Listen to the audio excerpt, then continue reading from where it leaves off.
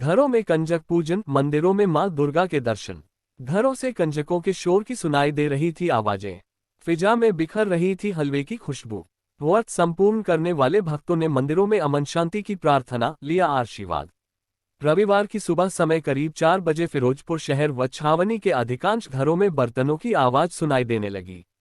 कारण ये था कि 7 दिन पहले भक्तों द्वारा रखे नवरात्रों के व्रत संपन्न हो गए थे। व्रत संपूर्ण करने वाले भक्तों द्वारा कंजक पूजन का सामान तैयार करना शुरू कर दिया गया।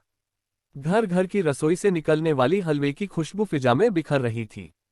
साथ ही चने को लगाए जाने वाले तटके की सुगंध भी कम नहीं आंकी जा रही थी। घरों में बर्तन खनखनाने की ध्वनि शांत वातावरण को प्रभावित कर रही थी, लेकिन भक्तों द्वारा व्रत संपूर्ण करने के लिए जो सामान तैयार किया जा रहा था उसका तो कहना ही क्या था। सुबह 10 बजे तक चलता रहा कंजक पूजन। कंजक पूजन की बात करें तो ये सिलसिला सुबह 10 बजे तक चलता रहा। इस दौरान व्रत संपूर्ण करने वाले भक्तों ने मां दुर्गा की स्तुति करने के बाद कंजकों के पांव धुलाकर उनके चरण स्पर्श किए।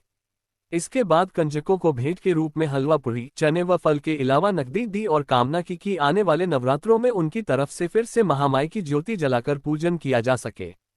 पूजन के दौरान घरों से कंजकों की आवाजें सुनाई दी। आवाजें सुबह 7 बजे के करीब शुरू हुए कंजक पूजन के दौरान अधिकांश घरों से कंजकों के शोर की आवाजें सुनाई दे रही थी। घरों के बाहर खड़ी महिलाएं कंजकों को पहले उनके घर आने की जिद कर रही थी, लेकिन ऐसा संभव नहीं हो रहा था और अपनी बारी का इंतजार करती भक्त महिलाओं की कामना पूरी हो रही थी। अमन शांति की प्रार्थना की। व्रत संपूर्ण के बाद भक्तों ने मंदिरों में जाकर माथा टेक महामाई का आशीर्वाद प्राप्त किया और उनकी तरफ से देश व परिवार के लिए अमन शांति की कामना की। शहर स्थित सीता रमैया मंदिर देवी द्वारा में सुबह से ही भक्तों का तांता लगना शुरू हो गया और पूरा दिन भक्त मां दुर्गा का आशीर्वाद प्राप्त करते रहे। सीता रमैया मंदिर में लगेगा दुर्गा अष्टमी का मेला। दूसरी तरफ शहर के सीता रमैया मंदिर में भले ही सुबह से भक्त मां दुर्गा के दर्शन करते नजर आए, लेकिन इसी मंदिर में शाम को मां दुर्गा अष्टमी का मेला लगेगा, जिसमें भक्तों का सैलाब देखा जा सकेगा।